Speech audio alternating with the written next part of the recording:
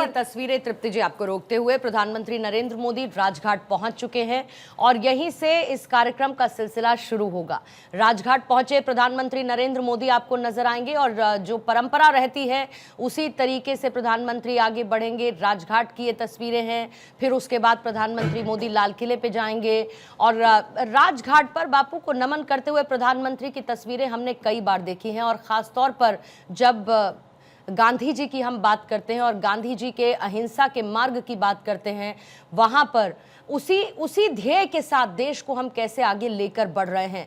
महात्मा गांधी को जहां पर श्रद्धांजलि प्रधानमंत्री नरेंद्र मोदी की तरफ से राजघाट पर दी जाएगी और देखिए इसी के साथ प्रधानमंत्री यहां पर आ चुके हैं और सबसे महत्वपूर्ण वेशभूषा अगर आप प्रधानमंत्री की आज देखेंगे तो आज प्रधानमंत्री स्वतंत्रता दिवस के उस रंग में आपको रंगे हुए नजर आएंगे। वो रंग जो इस स्वतंत्रता के मूल भाव को और ज्यादा मजबूत करता है, वो सदरी का रंग, इसके साथ ही प्रधानमंत्री का वो साफ तौर पर आपको नजर आएगा सफेद कुर्ते में। प्रधानमंत्री नरेंद्र मोदी स्वतंत्रता दिवस के इस अवसर पर शामिल होने के लिए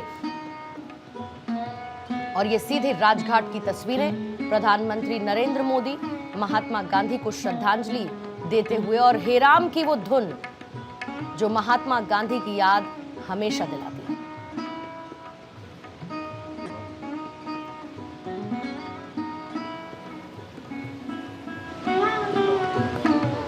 विनोद दत्ता साहब, ये तस्वीरें साथ में हम दिखा ही रहे हैं, लेकिन इसके साथ ऑपरेशन सिंदूर के दौरान उसके बाद हमने कई बार चर्चा की और आज जश्न आजादी ऑपरेशन सिंदूर के बाद का दिन है और क्योंकि आप डिफेंस एक्सपर्ट हैं, हम किस तरीके से आगे बढ़े हैं अपनी युद्ध क्षमताओं में बदलाव करने के साथ और खास तौर से आगे किस तरीके से बढ़ना है, बात इस पर भी होगी। विनोद दत्ता साहब जी, देखिए सन 47 में जब देश तकसीम हुआ तो 4 लाख के करीब सेना थी और 1,75,000 सैनिक जो हैं वो पाकिस्तान को दे दिए गए।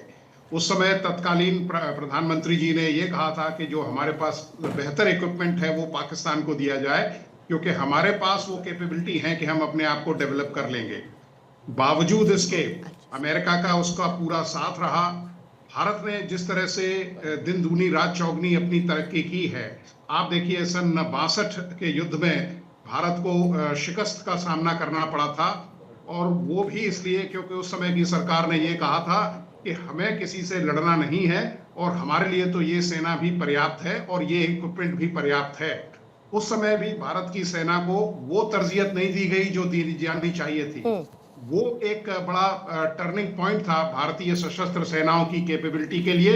उसके बाद सन 65, सन 71 कारगिल युद्ध और आप देखें जो ऑपरेशन सिंदूर है उसमें भारत ने दिखाया है कि किस तरह से भारत अपना एक स्थान रखता है।